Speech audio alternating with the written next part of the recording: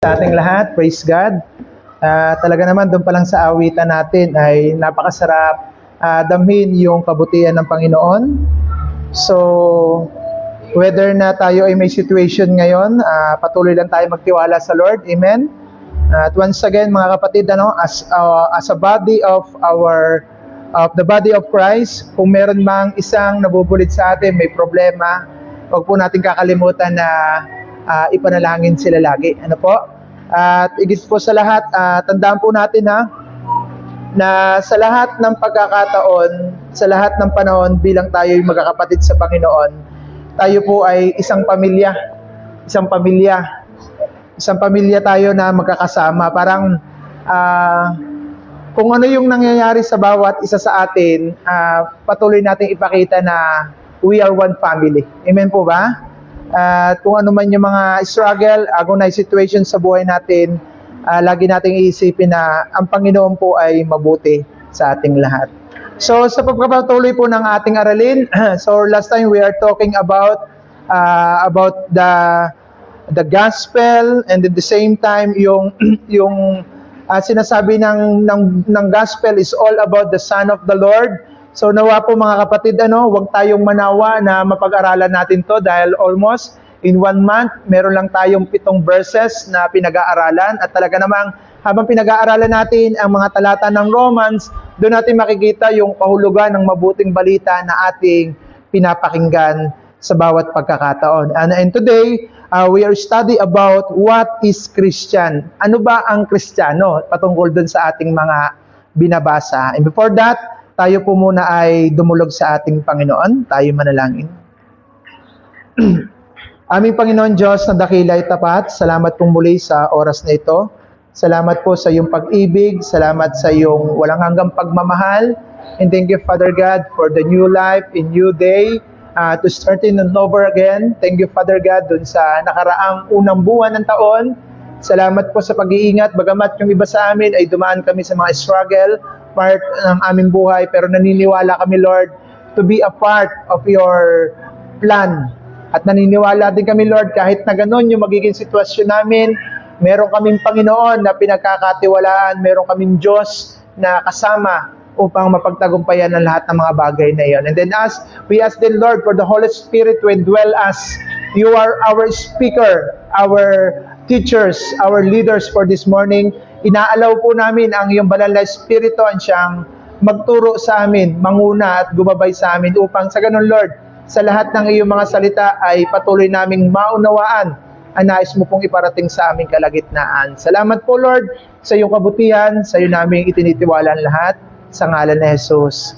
Amen and amen.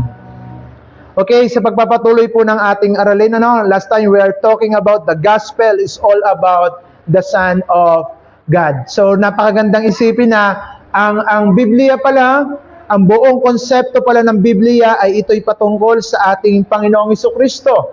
Kaya nga pagka ang isang church ay hindi kinikilala na si Jesus yung ipinapangaral, hindi po ito tamang gospel, hindi po yan tamang katuruan.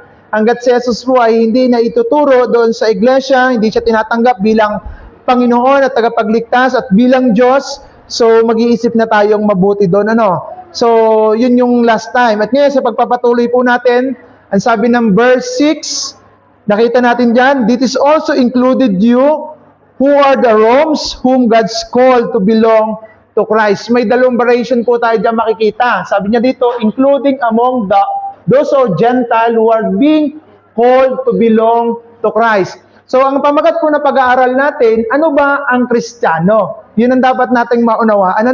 So, dito makikita natin ang unang pagpapakilala sa Kristiyano, yung mga tinawag para kay Kristo. Okay, and second part natin, verse 7, tingnan nyo po. Verse 7, "I am written to all of you in the Rome who are loved by God." Yun yung pangalawa, yung mga minamahal ng Panginoon. And called to be His own holy people. Makikita natin yung tatlong bagay dyan sa aralin natin ito. Maigsi lang yung verses natin, pero yung tatlong bagay na yon magpapakita sa atin kung ano ba talaga yung Kristiyano. Tayo po ba'y Christian? Amen? Amen? Pakisarado daw anak ng bintana.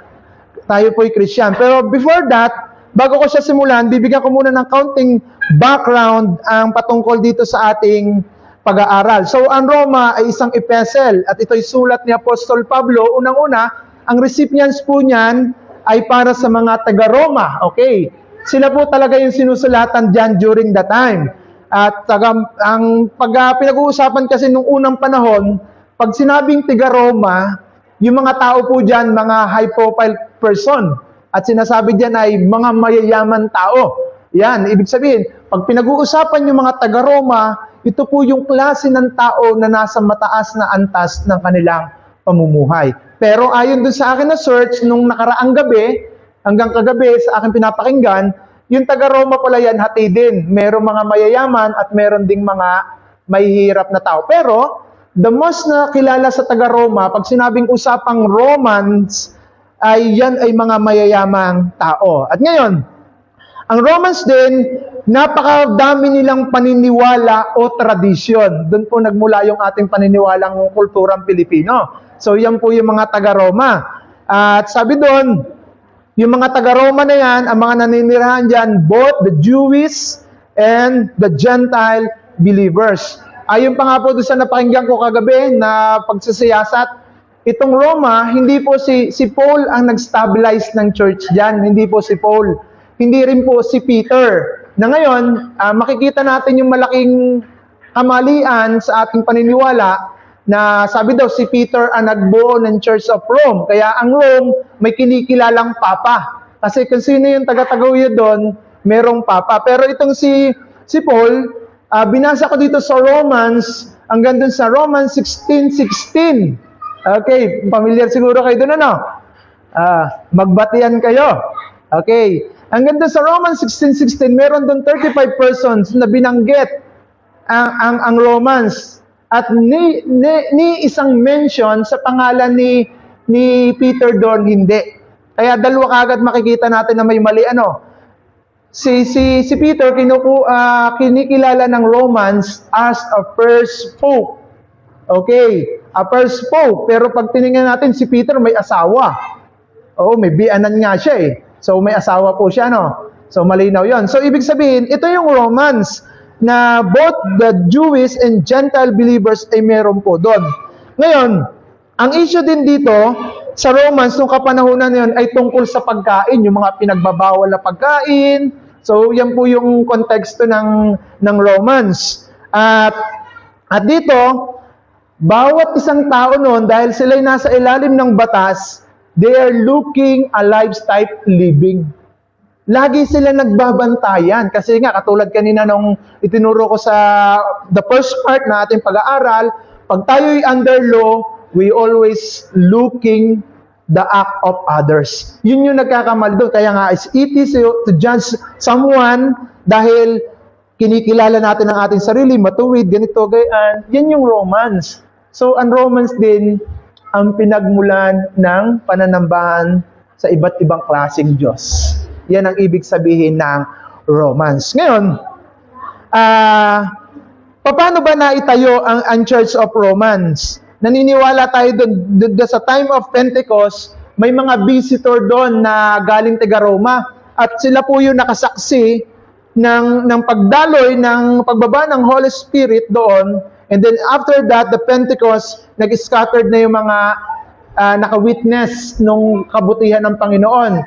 At pagkatapos na mag-scattered, nag-start sila doong nangaral. Ipapatunayan ko po ng kaunti na ang maaring nagbukas ng gawain sa Roma ay yung mga visitors coming from the Rome. Tingnan natin yung Acts. Anak, pasilip muna yung Acts chapter 2, verses 10 to 11. So ito po yung context po ng Acts na yon.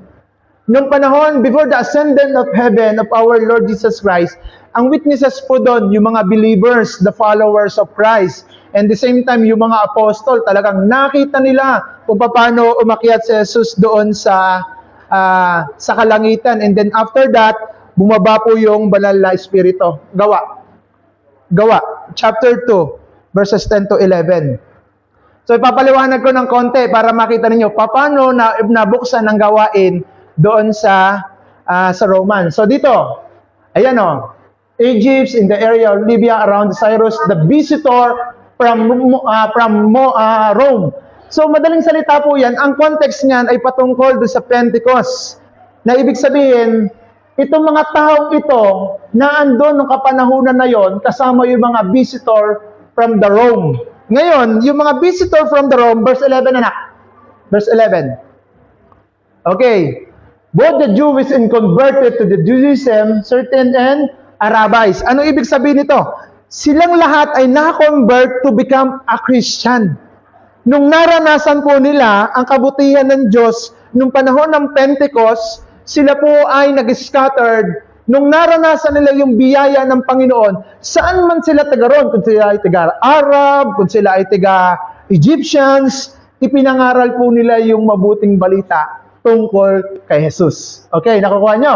Kaya yung balik na natin, sa Romans chapter 1, the gospel is all about the Son of God, is all about the predictions in the promise of the Lord through the prophets long time ago. Yan yung sinasabi dyan, ano? Kaya dyan, ipinakita dito, ano? Ito yung likod ng ating pag-uusapan. Kaya, hindi po si Pablo ang nagtayo doon sa church ng Roman. Hindi rin po si Apostle Peter. Kaya, kung kinikilala ng mga ibang churches na si Peter and the first pope of Romans, that is wrong. Never na-mention ang pangalan ni Peter dito sa Romans. Wala diyang na-mention na isa man. Meron dyan, dun sa Romans chapter 16:16. Meron dyan 32 o 35 person, they'll be declaring na sila yung mga nangaral. Yun po yung pinakamaganda. Pero ngayon, hindi po yan ang pagtutuunan natin. Gusto ko lang maging background ngayon. So, ang tanong dito, ano ba ang mga Kristiyano? Okay. Ano ba ang mga Kristiyano? Kino-consider po natin ourselves, we are already Christian. Tama? Amen? Pakilakas po. Okay, Christian tayo. So, yung Christian, ipinapakilala dito na tayo'y Kristiyano. Sabi ng verse natin, balik mo anak na sa atin. Yan. Sabi niya dito, you are including among those of Gentile who had been called to belong to Christ. Yung mga Kristiyano sa taga-Roma, sila yung mga Kristiyanong tinawag ni Kristo. They called by God. Okay? Tinawag sila. Bakit kaya sila tinawag? At paano nila naunawaan na sila'y tinawag ng Diyos? Katulad nga yung pinapakita ko kanina, na yung mga visitor from the Rome, sila yung pagkatapos nila maranasan yung time of Pentecost, umuwi sila sa kanilang bayan at ipinangaral yung kanilang natutunan during the Pentecost time. Okay, nakikita ninyo. Kung tayo, hindi tayo magiging Christian kung hindi tayo kay Kristo. Amen? Amen? Kasi ganito pag Muslim ka, if ever you are Catholic, you are evangelical, you are born again, pagka hindi ka Muslim, ang tawag lahat dyan, Kristiyano. Tama po ba? Whether na ikaw ay Buddhism, pero pagka hindi ka Muslim, ang tawag sa iyo lahat, universal, we are called a Christian. Okay, pero ano ba talaga yung Kristiyano? Kasi tayo, bilang tayo mga Kristiyano ngayon, we are called ourselves as a Christian. Pero ano ba talaga ang kahulugan ng Kristiyano pagdating doon sa Biblia? Number 1 ko po nakita, tinawag. Sabi niyo, had been, verse, yan, among the Gentile you have been called to belong to Christ. Yung mga tinawag para kay Kristo. Pangalawa, sa 7, babalik-balikan lang po natin. Pangalawa, isinulat ko ito sa lahat ng mga taga-Roma na minamahal ng Diyos na mga tinawag para maging kanyang banal na tao. Okay. Secondly, na pwede natin ditong makita, tinawag para maging tao ni Kristo. So may dalawang klase ng pagpapakilala tungkol sa Kristiyano. So ngayon, panawagan ng Diyos ang pagiging Kristiyano. Talagang ito yung panawagan ng Diyos sa lahat ng tao. Bakit tayo tinatawag? To be a part of the body of Christ. Yun po yung mahalaga. Kasi kahit tayo sabihin nyo't kayo na andyan, sabihin nyo kayo'y Kristiyano, pero hindi nyo maunawaan, bakit ba ako tinawag na Kristiyano? Tinawag pala ako para kay Kristo. At tinawag din ako to become, the people of Christ. Kaya ito nang iisipin natin, tayo po ang unang hinanap ni Jesus. Remember this word. Ang mga Christian, tayo po ay hinanap ng Diyos sa pamamagitan ni Kristo.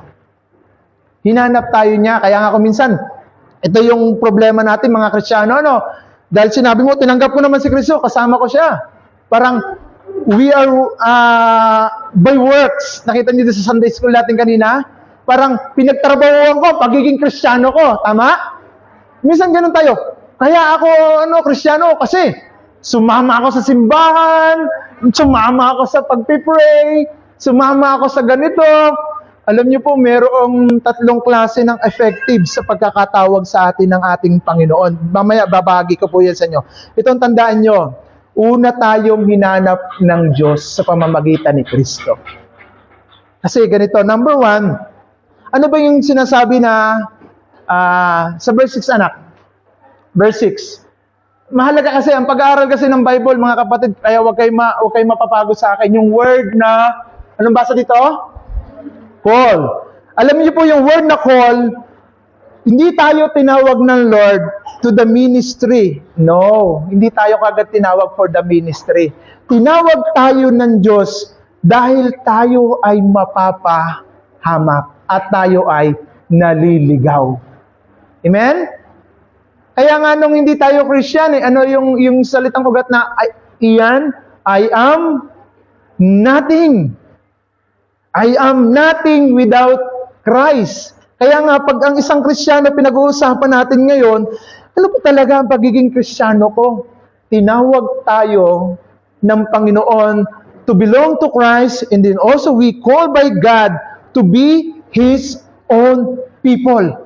Yan yung mga Kristiyano nung sa kapanahunan na yon. Yung word na call to ministry, no. Ito po ay nadadama ng isang Kristiyano. Bakit tayo sumisimba? Bakit tayo nagiging part ng gawain ng Panginoon? That you felt the presence of the Lord with you. Okay, nakukuha natin? Kaya nga minsan, magiging question sa ating mga Christian, bakit hindi ako masaya na sumisimba? Bakit masaya ako kahit hindi ako sumisimba? At bakit hindi ako masaya kahit ako ay sumisimba? Are you following? Nakukuha nyo?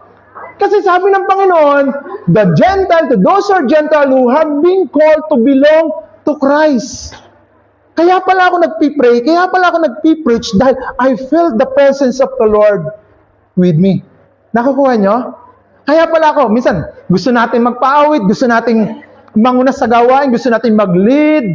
Kung minsan nga, medyo tayo, compulsory tayo, porosahan dahil family mo ngayon, ikaw talaga ang magli-leader. But if the Lord examining your heart, are you willing to do that? Amen? Nakakuha nyo? Kasi yung Christian we are called. Sabi diyan, we are called to belong to Christ. Sinasabi niya diyan. Ang laki ng mensahe ng Roma. Kaya huwag kayong mapapagod ng umabsent. One time lang mawalan kayo ng 1 linggo, mahihirapan na tayong habulin yung susunod kasi hindi ko alam linggo-linggo nandito ako. Baka kasi sa susunod na linggo, nasa kabaong na ako. Possible yon. Okay? Hindi yung malayo. We are designed to death. At yun yung dapat natin makita. So dito, bakit tayo nagmi-ministry bilang Kristiyano? Ang unang-unang dahilan, nadadama natin ang presensya ng Diyos ay nasa sa atin. At dapat natin gawin ito dahil ito yung dapat. Kaya nga sabi ko kanina, kaya ko ipinaliwanag kanina, ang nagdala ng mabuting balita dun sa Roma ay yung mga visitors coming from Rome during the time of the Pentecost. Ngayon, kinukonsider natin ourselves is a Christian. Amen? Amen?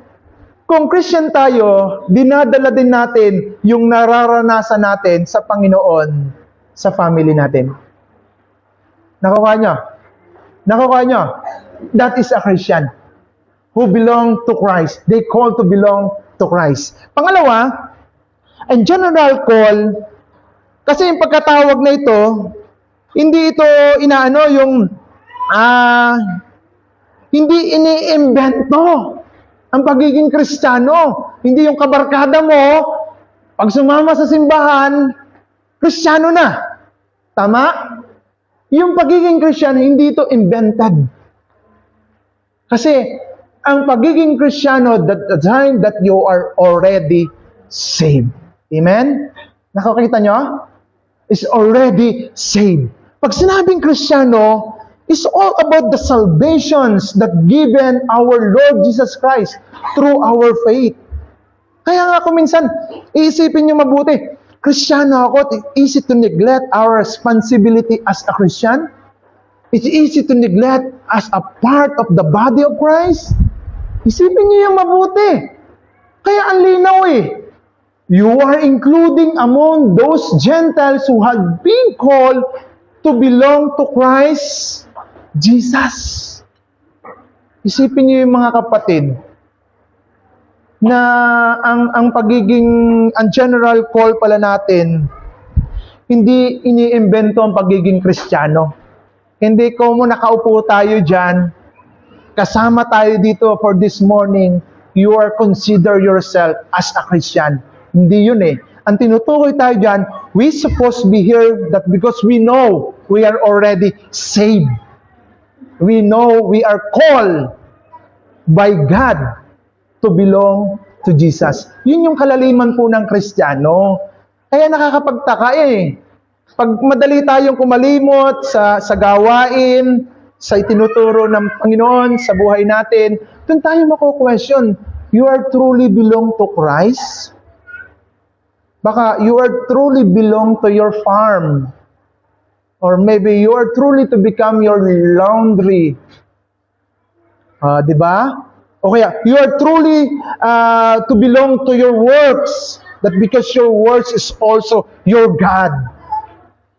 Or maybe your money, maybe your cellphone, maybe your boyfriend, girlfriends, to become your God in your life. Kaya nga minsan pag sinabi ng boyfriend, huwag kang sisimba. But because you consider your boyfriend and your girlfriend is your master, you're follow. Ay ito, ang linaw mga hintil, you had been called, belong to Christ. Yung boses ng Panginoon, yung message ng Panginoon, napakalaga sa iyo. Why? That because you are belong to Christ, you are Christian. Yun yung tinutukoy niya dyan. That is general call. And then thirdly, bago ko ibigay yung kahalagahan ng pagiging Kristiyano, yung effectual call. Ito po yung effectual call. Yung Christian today, ngayong umagang ito, minsan po sa atin, may nakikita rin ako dito, pag nagme-message ako, bigla na lang siyang naiyak. That's we call the effectual call. Tumatalab yung message ng Panginoon sa buhay niya. And then the Bible can say about that person that is a truly Christian. Yung sinasabi niya, may epekto, may talab sa kanila ang salita ng Diyos. Kaya wala po sa age bracket ang pagiging Kristiyano. Sa pagiging effectual call, sa pagkaka-epekto sa kanya nung salita ng Panginoon. Yun ang iisipin nating mabuti. Paano yung effectual call tumatalab sa Christian? Number one, pag narinig na yung message ng Panginoon galing sa Bible, may nababago sa buhay niya. Yan po yung mga identity or the signs of the true Christian. Hindi madali para sa kanyang limutin yung sinasabi ng Panginoon. That because he felt the presence of the Lord.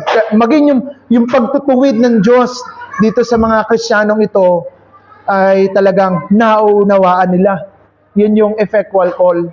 Kaya nga minsan, kahit anong pagalit sa inyo, ngal-ngal na yung preacher dito, pero we are meaningless. We are vanity. Doon yung matatanong kagad, Kristiyano ba talaga ako? I am belong to Christ? Kasi ang Bible, punong-puno po ito ng paalala. Tama po ba? Yan nga ang pinakamagandang reminders ng buhay natin eh. Yung mga Kristiyano. yung Biblia.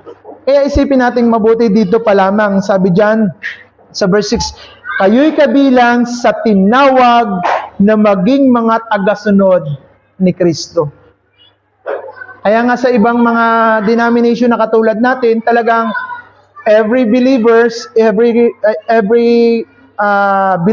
or every Christians na dun sa isang iglesia, lahat yung mga yan nahayo, lahat yung mga yan nagtuturo, lahat yung mga yan nagsishare ng gospel. Bakit? That because we have effectual call. Kaya kung minsan magtataka kayo sa buhay natin, madali lang tayong umayaw, madali lang tayong humindi pag sa gawain ng Panginoon. Are you truly Christian? Kasi malinaw ang mga Kristiyano belong to Christ in the followers of Christ. The Christ people. Yun ang sinasabi dito. Ano pa? Ano pa nangyayari pag effectual calls, pag tumatalab sa atin? May nangyayari sa buhay natin. May nangyayari po. Hindi yung every Sunday, we're supposed to be here, nasa loob tayo, nakikinig tayo ng salita niya, pero paglabas natin, ganun pa rin tayo. Pero ang totoong tinatalaban at totoong anak ng Diyos o Kristiyano, may nangyayari sa buhay natin. Isa pang nakita ko kagabi, Christian, dapat alam natin ang kwento natin kung paano tayo iniligtas. Amen? Ang Kristiyano, you know the story, paano tayo, how to become saved. Dapat alam mo rin yun. Kasi yung iba, paano ka naligtas? Tinanggap ko po si Kristo. Sabi ni Pastor, tinanggap ko po si Kristo. Oh, dapat ang Kristiyano, alam niyo kung paano tayo niligtas at kung bakit tayo niligtas. Yun ang mahirap dun sa atin ngayon. We are call ourselves as a Christian, but you do not know bakit ka naligtas. Bakit ka naging anak ng Diyos. Di ba? Yung word na sinasabi natin last time, paki-flash nga yung John 1:12-13. Paano tayo naging Kristiyano? Paano tayo naligtas? Paano natin nasabi, paano natin kinukwento yung kaligtasan ng buhay natin? So sabi dito, but to all who believe in Him and accepted Him, bibigyan ko ng kontindihin, He gave the right to become a children of God. Parang, pag pinara-praise ko yan, yung mga sumampalataya, nakaranas, nakaunawa sa ginawa ni Kristo, binigyan ng karapatang maging anak ng Diyos, and then they will call to become a children of God. O kaya, to become a people or the holy people of God. Yun yung tinutukoy dyan. Verse 13 pa, ito pa yung matindi. Paano nyo nalaman na kayo ligtas? Sabi ng 13, they are reborn not with the physical birth of resulting the human passion or plan, but a birth that comes from God. Hindi nga natin maunawaan na Kristiyano tayo, hindi natin maikwento kung kanino, paano ka naligtas.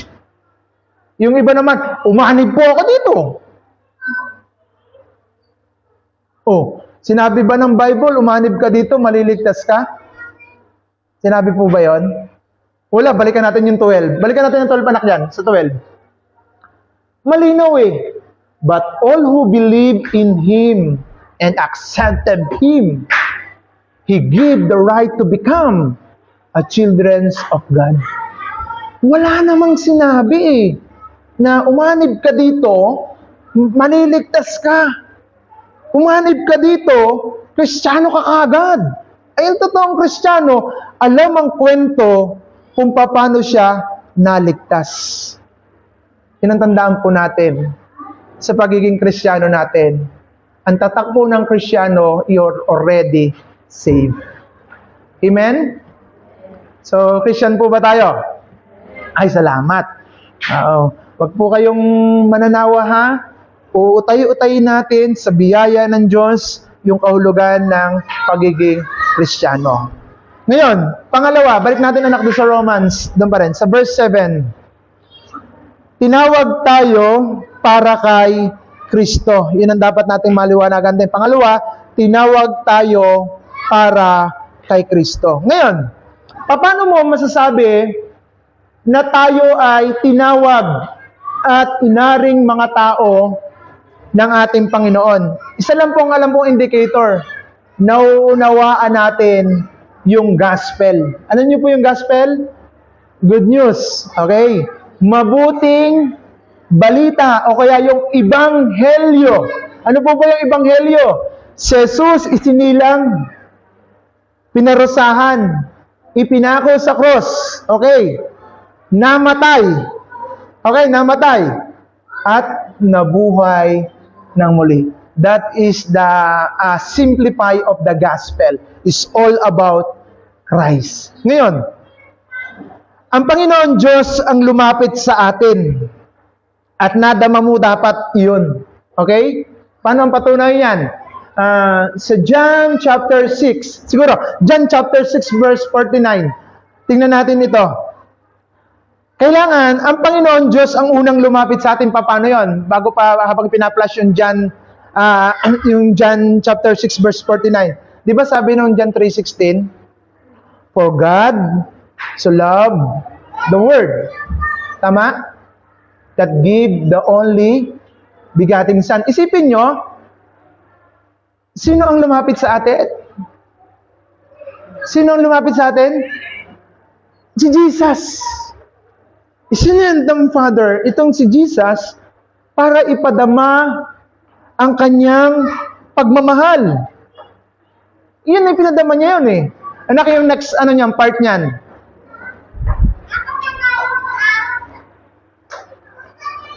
Okay, yun na rin yun. Siguro, doon na sa 49, start natin. 49, ipapaliwanag ko po mabilis. Your ancestor ate the manna in the wilderness, but they will all die. Siguro, 50 anak, sunod, 50. Anyone who eat the breads from heaven, however, will be never die. Ito ang ibig sabihin natin dyan. Okay, balik muna anak doon sa dati. Mismo, ang Diyos na ang lumapit sa atin. Ipinapakita doon sa John chapter 6:49 to 50, kung paano yung mga una nating mga ninuno, pinakanin ng Diyos ng mana doon sa wilderness, pero sila ay namatay. Ngayon, mamaya maglo-Lord's Supper to. We are connected in our Lord's Supper in one body, pinagpira-piraso, that represent the body of Christ. They offer for the penalty of our sin. Yun ang maganda doon. Ngayon, sabi niya dito, tinawag tayo para kay Kristo, dapat nauunawaan natin yung mabuting balita at ang Panginoong Diyos na mismo ang lumapit sa atin para madama mo ang kanyang pagmamahal. Eh ngayon, sabi nung iba, Pastor, bakit di ko po madama yung pagmamahal ng Diyos? Ganito ang simpleng pagmamahal ng Diyos. Parang magulang. Yung anak natin nagpupuyat. Pinapagalitan natin. Tama? Anak, matulog ka na. Sa batang may pangsariling kagustuhan, pangsariling kalayawan, ang tingin niya doon, masama. Ang damot naman ito. 5 oras pa lang nagsa-cellphone. 5 oras pa, galit pa, no? Yun eh. Sabi ng Panginoon, parang sa atin, in general, 5 araw ka na nagtrabaho, in-invite ka ng Panginoon sa gawain para makapahinga ka, ayaw mo pa. O minsan, minasama pa. Lagi na lang nakasimba. Hindi mo alam, it is good for us. Kaya inilalapit ng Diyos eh. Ay paano na lang kaya kung ang kwento natin ngayon mga kapatid, ang simbahan lang natin sa Roma, doon lang pwedeng sumimba. Makakapunta kayo? Kaya kailangan natin ng mga personal jet plane? Makakapunta kayo? Inilapit ng Diyos sa tahanan niyo yung gawain ito. Bago hindi naman kayo nakakarating. Nakakarating sa birthday yan, kahit nga walang, hindi imbitado, nandun. Diba? Are you aware? Sabi ng Panginoon, sabi ni Paul, sinusulat ko ito kayo mga taga-Roma, mahal kayo ng Diyos. Kaya kayo tinawag para kanyang maging tao. Are you following? Kaya isipin ninyo, kaya nga ako sa sermon natin, counting clarification lang kaya sa sermon natin, gusto ko huwag ka na mag-announce. Kung talagang anak ng Diyos yan, ipupunta yan. Kasi sasabihin, di pastor kami natin, di kami anak ng Diyos. Bahala kayong sumagot doon. Kasi ang linaw who are loved by God are called to be His own holy people. Tinawag ka para kay Kristo. Kaya nga yung pagmamahal isa pa anak verse, yung ginamit din natin kanina, Ephesians chapter 2 verses 8 and 9. Ginamit din natin kanina sa Sunday school. Pagka hindi pa kayo naging pastor lahat, niligtas ka ng Diyos sa pamamagitan ng kanyang biyaya nung ikaw ay sumampalataya. At sabi niya dito, wala kang ginawa dyan dahil yan ay biyaya at regalo ng Panginoon. So, nadadaman niyo po ba yung pagmamahal ng Diyos?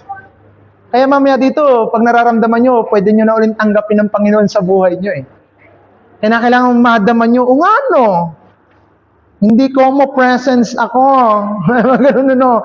Kristiyano na ako. Dapat pala marinaw sa'yo na nampalataya ka and you not can take the credit for this. It is gift from God. Sabi pa ng verse 9, anak, sa verse 9 pa. The salvation is not a reward for the good things we have been done. Yan ang sabi niya doon. Kaya pala yung Kristiyano present lagi sa simbahan dahil nadama niya yung ginawa ni Kristo para sa kanya. Amen? Nadama niya yung pagmamahal. Yung palang pagsimba ko, yung palang pag-attend ko ng prayer meeting, prayer warrior, tanda ng pagkilos ng Diyos sa buhay ko to reminding us, I am very precious in the eye of the Lord. At yung bawat salita doon, pinanguuhawan ng anak ng Diyos. Tama po ba yun? Tama ba yun? Correct me if I'm wrong. Kaya hindi ko sinasabi to that because I am a pastor, kinakailangan kong gawin to. Hindi. Pastor ka man o hindi, kung anak ka ng Diyos, nagre-response tayo doon. So sabi niyan, salvation is not a reward from the good things you have been done, so none of us can be boast about it. Kaya nga hindi nyo pwede ipagmalaki na, Lord, di mo na ako sisimba kasi may trabaho ako. Lord, di mo na ako sisimba kasi may lusong ako. Wala kang ipagmamalaki. Ligtas na naman ako Kaya wala kang ipagmamalaki doon, kapatid. Wala kang ginawa doon. Kaya ka pala nandito dahil this is the effectual call to every believers. Yung talagang talab na talab sa'yo yung salita ng Panginoon. Ay yung iba nga ata, pagkarinig, pagpagpag, wala na ulit. Yung malo Pagkarinig, durog na durog sa loob ng simbahan. Minsan dinudurog tayo dito. Tandaan nyo po ang isang gawain, pag hindi kayo sinakta ng salita ng Diyos, hindi gawain ng Panginoon nyo. Kasi si Jesus Christ, pag si Jesus Christ gusto niyo mag-preach, ganito siya mag-preach, Sabi niya doon sa John 8, pag kayo nagbabasa, kayo'y mga lahi ng ulupong, ang tatay niyo ay ang dyablo. Ganun siya mag-preach. Kayo'y mga sinungaling, nasa loob na ng church yun. Gusto niyo ng pruweba? John 8. John 8, anak, John 8, start mo 38 to 41. Ganito kalupit mag-preach si Jesus, yung bang gusto niyo magturo? Dapat yun talaga. I am telling to you what I saw. I was my father's, but you are following the advice of your father. Next, diretso mo lang na. Our father Abraham declared, no, Jesus replied, for it were really on the children of Abraham would be follow his example. Diretso mo lang na. Sige, diretso mo lang. Instead, you are trying to kill because I told you the truth, which is heard from the gods. Abraham never dies such as a thing. Sige, 42. 41. You are imitating your real fathers. They reply, aren't illegitimate children of God Himself in our Father's true Father. Next, titingnan natin. Jesus told, if God your Father, you'd be loved because because I have come to you from, I am not here in my own, but He sent me. Sunod mo lang anak, diretso mo lang. Okay, next mo, yung isa pa, may mas matindi dyan. Yan. For you are the children of your father, the devil. Ganon siya mag-preach noon. Sabi niya dyan, and you love do the evil things. He does not. He is murderer from the very beginning. Next mo, 45. He always hated the truth because there is no truth in him. Sabi ni Jesus, nang siya nag-preach, ganito siya mag-preach. Ikaw sinasabi mong Christian ka? Hindi ka nga makasimba? Hindi ka nga makapag-pray? Oh, ganun siya. Kaya sabi ni Jesus Christ, balik mo anak sa 44. Ang tatay mo'y jablo. Di ba nakakapangilabot? Oh. Kaya doon pa lang, we are identity ourselves as you are genuine or truly Christian. Amen? Oh, ang ganda oh. For you are the children of your father, the devil. Alam niyo ba ang sinasabihan dito kung sino kausap ni Jesus Christ dito? The context? Yung mga Hudyo, yung mga Paraseyo, yung mga nasa loob ng synagogue nagsaserve. Sinabihan, nagayan. At ang sabi niya dyan, you love to do evil things. He does. Sabi niya dito, he was a murderer from the very beginning. Tuloy mo nga anak, titingnan pa natin. Yung mga sinungaling pa dyan eh. When you, sinasabi ko sa iyo ang katotohanan, just naturally do not believe in me. Next mo. Which is, can be truly fully accused for my sin, and I telling you the truth, you do not believe in me. Yan. Sabi ni Jesus dito, sabi niya sa context niya dyan, oh, sinasabi ko na nga yung totoo, nasasaktan kayo? Ayaw niyo maniwala sa akin? Ay ito nga, kaya nga sinikap ng mga kabataan, praise the Lord, ang buhay ng mga kabataan, sinikap ng mga kabataan magkaroon ng set of computer, okay, bago nadaan sa panalangin ng TV, Honda uli. Sa panalangin, ano. Sabi ko, umaras ka dyan, Diablo. Ayan, talagang sumindi. Para mabasa ninyo. Kasi magkakamali din po ako. Amen? Baka kasi, yung basura ito, turo ng turo eh. Huwag kayong dumepende sa akin. You always depends upon your call as a children of God. Yun ang ibig kong sabihin. So, balik tayo doon, anak. Balikan mo doon at baka may magutom. Sabi dito, tinawag tayo, di sapat na tayo lamang ay naniniwala kay Kristo. Kasi there are a lot of person today, he believe we have a God. They know about Jesus. Naniniwala po kayo doon? Sabi nga ng pilosopo, kilala mo ba si Jesus? Oh, kilala ko yan. Di ganyan yung pinako doon sa cross? Kaya nga ako nagpipilitin siya uli. The person, the same, the Christian today, you know Christ, but who is Christ in your life? Yun ang maganda dun eh. Parang, si Kristo, tagapagligtas natin, tama po yun. Ano? Kasi, sabi ko dito, hindi lang natin dapat kilala si Kristo, kundi dapat may relasyon tayo sa Kanya. Amen?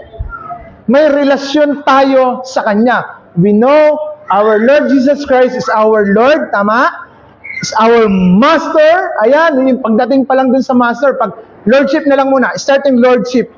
Pag pinag-aralan natin ng Lordship of Christ, parang ganito. Halimbawa, ako ang boss niyo, lahat kayo ay aking empleyado.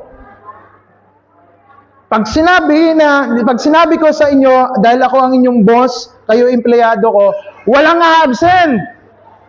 Anong gagawin nyo? Ang absent, tanggal na sa trabahong ito. Anong gagawin nyo? Siyempre, hindi kayo absent. That because you are considered, I am your big boss. Ay ngayon, sabi ng Panginoong Jesucristo, in Hebreo 10:25, do not neglect meeting together as they want. Sabi niya dito. Bago ang masakit pa doon, anak, i-bless mo nga yun. Ayan. Do not neglect our meeting together as some people do. but encourage one another to, especially now that the day of His return is drawing in. Malapit na. Di ba? Iyan sinasabi sa mga anak ng Diyos eh. Anak, wag na kayong absent.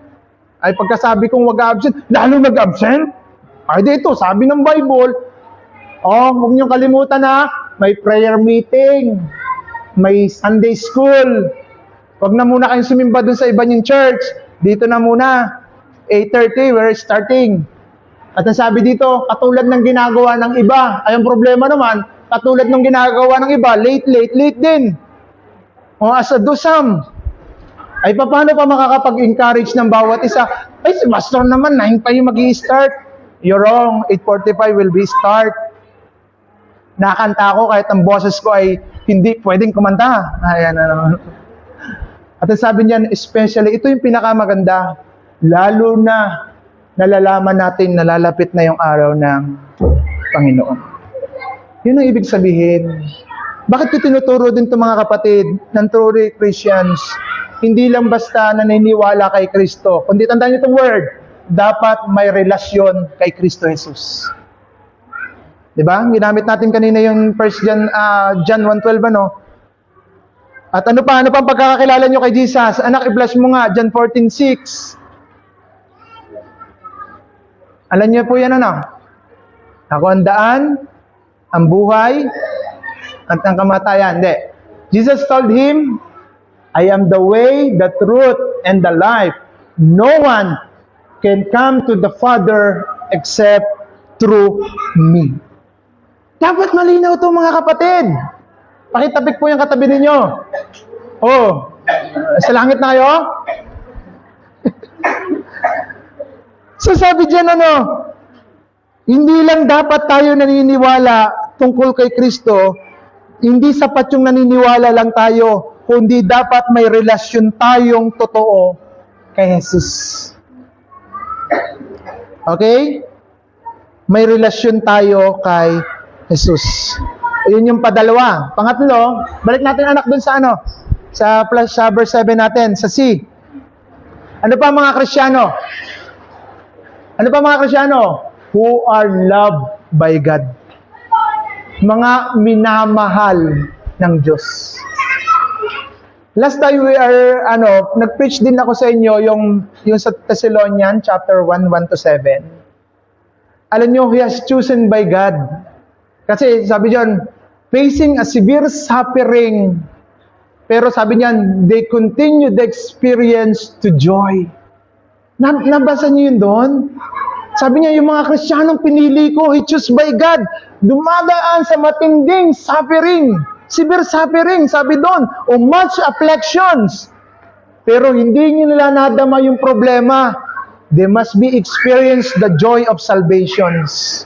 Yun yung kagandahan doon na dapat nating makita. Kasi alimbawa, yung mga minamahal ng Diyos, alam niyo po ang qualification ng mga minamahal ng Diyos. Number 1, they fully surrender their life to God. Yung sukong-suko siya sa Panginoon. Pero tayo, Christian, nantok na kayo, introduction pa lang po yun.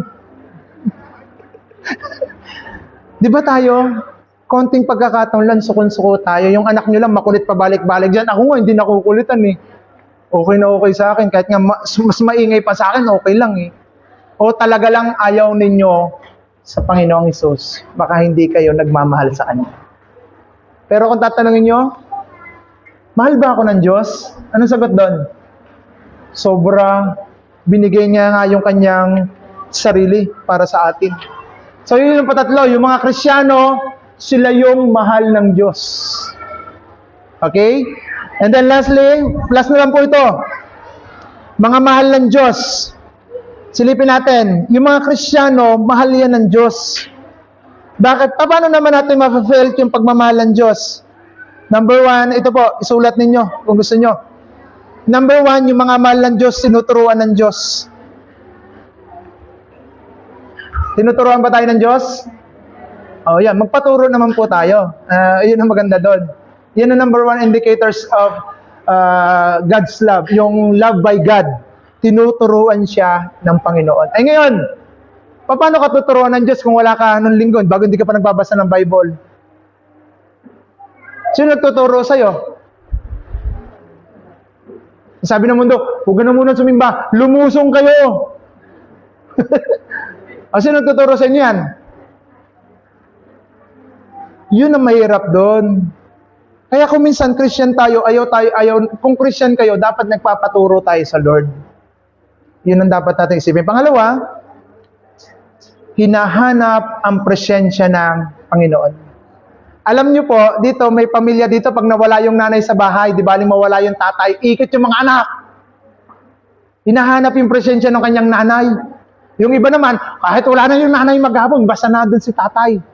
Di ba, naranasan yun sa family niyo? Ngayon, kung tayo children of the Lord, He belong to God, He called by God to belong His people, at kung ikaw yung minamahal ng Diyos, hinahanap mo ang presensya niya sa bawat pagkakataon. Ay ngayon, paano mo sasabing anak ka ng Diyos? Ay, okay lang, wala tayo doon. Basta nandito tayo sa beach. Oh, beach wedding. Wala namang binigay na invitation, naroon. Mas nauna pa sa ikakasal. May mga ganong klase, ano? So yun, nahanap ng presensya. Pangatlo, nagpapahalaga sa iniwang gawain ng Panginoon. Yan yung mga nagmamahal. Lord, ano ba yung iniwan mo sa aming gawain? Sabi niya dyan, humayo kayo at gawin yung alagad ko ang lahat ng mga tao at turuan sila. Nagpapahalaga doon. Yun yung mga nagmamahal sa Lord. Kasi, bakit siya nagmamahal sa Lord? Kasi naunawaan niya, yung narinig niya ang gospel, kinakailangan ko tong i-share din sa iba dahil gusto pala ng Panginoon ang lahat ay maligtas. So anak, 2 Peter chapter 3 verse 9, tingnan natin to. Nagpapahalaga sa kanyang gawain. Okay. Sabi ng Panginoon, the Lord is not really being slow about to His promise, as some people think. No. He is being a patient for your sake. Diretso mo anak, meron mo yung kasunod. Sabi niyan, putol.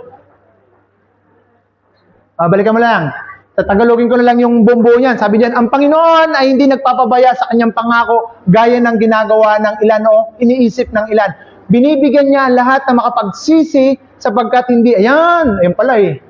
He does not want to anyone to be destroyed, but want everyone to repent. Ganun tayo. Kaya ang Panginoon, pag ikaw ay Kristiyano, nagpapahalaga ka sa gawain. Pag absent yung katabi nyo, i-check nyo kagad. Pag wala pa dito, Chits, saan ka na? Diyan ka naman sa Sibuyasan, ano? Ganunin nyo kagad. Linggo ngayon. Sis, may tampa ka na naman, ano? Linggo ngayon. Di ba?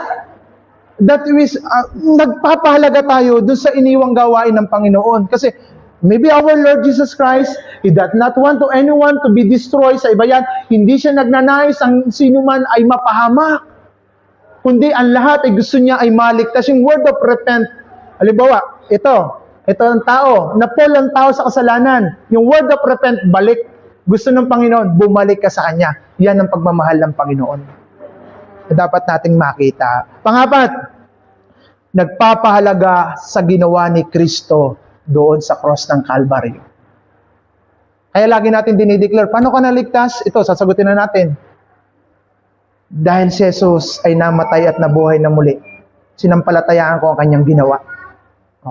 Nagpapahalaga dun sa cross, hindi basta binabasos yung cross ni Kristo. Yung parang iniwawalang kabuluhan natin ang kamatayan ni Kristo sa buhay natin. Yung okay lang na makalimutan mo si Kristo, pero tuwing kaya nga nilagyan ko to ng cross para ipako yung nakakalimot dyan eh. Hindi. Para tuwing makikita nyo yung cross, yung pagdipa ni Kristo para sa buhay ng bawat isa sa atin. Yun ang mga Kristiyano. And then number 5, nagpapahalaga sa kanyang nilikha. Diba? Sino nag-uuling dyan? Yun din ang mga nagmamahal sa Lord. Pinapahalagan niya yung kapwa niya, pinapahalagan niya yung mga bagay na nasa paligid na nilikha ng Panginoon. Yun ang mga Kristiyano. Bibilisan ko na po para hindi mabagal. Number 6, nananabik palagi sa ating Panginoon. Sino po ang naalala lagi ang linggo? Ha? Baka kasi pagdating sa alala nyo kagad na, kung baon na naman. Ay, linggo na naman. Yan mga hindi nananabik yan. And then lastly, before I end, ang mga mahal ng Diyos sumusunod sa nais ng Panginoon. Paborito ni Ate Beng yun, John 14:15. If you love me, keep my command. So, brothers and sisters, Kristiyano pa po tayo? Amen? So, yun ang tandaan po natin. Ang mga Kristiyano pa, anak, bilisan natin, Matthew 5. In Matthew 5, the Sermon of the Mount. Alam niyo ba yung ibig sabihin na yun? Yung mga anak ng Diyos na nagmamahal, sabi doon, anak, Matthew 5. Monday, you saw the crowd, the gathering upon the mountain aside and sit down and disciple gathered around. Sunod mo lang anak, sige, diretso mo lang. He began to teach them. Sunod. Bless, yan, okay. Ito yung mga mahal ng Diyos. God bless those who are poor and realize their need for Him, for the kingdom of heaven is there. Yan yung mga mahal ng Diyos. Yung mga taong mahirap, naghihirap, and realize their needs for Him. Sunod mo anak, diretso mo. Blessed to do are mourn, for they will be comforted. Yung mga umiiyak, yung mga umiiyak na, Lord, yung aking asawa, hindi pa rin po nasimba. Every Saturday, every prayer meeting, you always there, to murmuring to the Lord, and then to ask the Lord, Panginoon, yung aking anak po talaga, hindi talaga lumambot ang ulo. Pero iniiyak niya sa Panginoon. Yung aking pong asawa may karamdaman, iniiyak niya sa Panginoon. And then sabi ng Lord yan, God bless those who are mourning, for they will be comforted. Yung lubog sa utang, pupunta dito sa simbahan, magpipray, iyak sa Lord. Biglang papaanihin ng Diyos na maganda, bayad. Pero boss, utang lang uli. At least the Lord will be comforted you. Next, verse 5. God bless those who are humble, for will be inherit the whole earth. Ito masarap. Ito yung mahal ng Diyos. Yung mapagpakumbaba. Alam niyo po ang pinakamagandang example ng mapagpakumbaba. Hindi ako mabubuhay kung wala ang Panginoon. Hindi kompleto ang linggo ko kung wala ako dito. Yan ang napaka-humble. Kung anumang meron ako, hindi yan tatalo sa Panginoon sa buhay ko. Hindi yan ang magpapaurong sa buhay ko na paglilingkod. Amen? Ako kayo? Yan yung mga humble. Pero yung iba naman,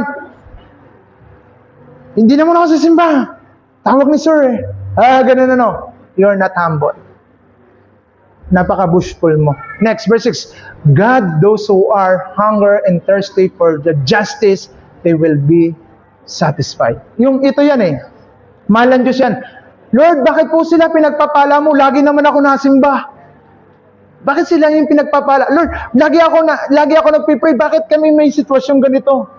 Tandaan nyo, yung mga nagugutom, nauuhaw, nakukulangan sa katwiran, mararanasan nyo yung kapunuan buhat sa ating Panginoon. Okay, the last. 7. Bless those who are merciful, for there will be show mercy. So mga kapatid, tayo po lahat ay tumayo. Let us pray ourselves to God.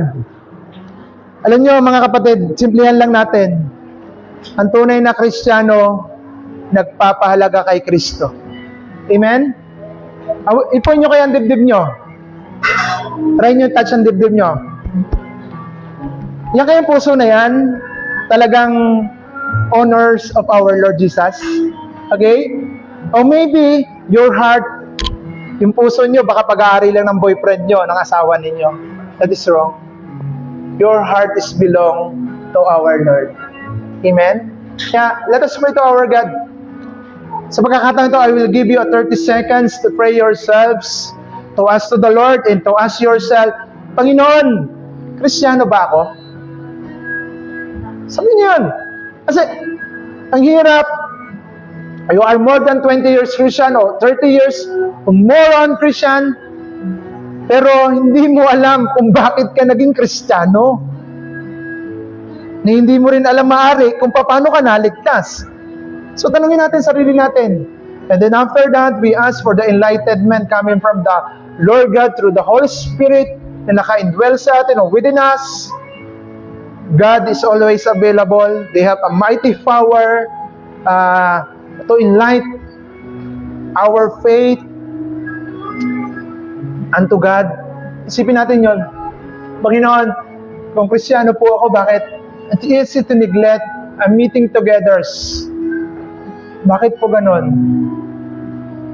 At sabi mo, ang Kristiyano, tinawag mo para sa iyo. Tinawag mo para maging tao mo. And then pangatlo, Lord, yung mga Kristiyano, siya yung mga mahal mo. Pinangangalagaan mo, tinuturuan mo, pinapaalalahanan mo, nagpapalaga sa mga ministeryong iniwan mo. So that is a Christian. Yeah, tayo manalangin. Ama namin Diyos, nagpapasalamat kami sa umagang ito. Thank you for your amazing message that given to us. Thank you for the Holy Spirit to speak us. Panginoon, salamat po maging doon sa karunungan na inilatag mo po para sa amin. Salamat Lord dahil maaaring nasasabi namin na Christian kami pero yung lifestyle namin, yung the way we think about you, hindi po ma-define yung tunay na kahulugan na ito sa buhay namin. Kaya Panginoon, naniniwala po ako sa mga kapatid kong naririto, kaming mga naririto, baguhin mo po kami. Gusto po namin madama at makita yung pagiging kami na iyong mga tao, na iyong mga minamahal, na iyong niligtas sa pamamagitan ng iyong biyaya. Kaya salamat Lord sa iyong kabutihan. We ask for the pardons for our all kind of iniquities or maybe our transgressions o kahit Panginoon dun sa aming pag-offend sa iyong pagiging banal na Diyos sa buhay namin. Humingi po kami ng tawad. And then want to open our heart for this time. And once again, Father God, ino-open namin to upang panahanan mo ang aming buhay. Maghari ka po sa amin. And also we pray for our family and relatives. Until now, hindi pa namin nakakasama, hindi pa nanunumbalik sa gawain mo, Panginoon. Naniniwala kami, Lord, sa aming pagluha, sa aming pagdalangin, sa aming pagluhod sa iyo. Darating ang isang araw at pagkakataon. Yung pamilya namin, pupunuan yung isang set ng upuan dyan.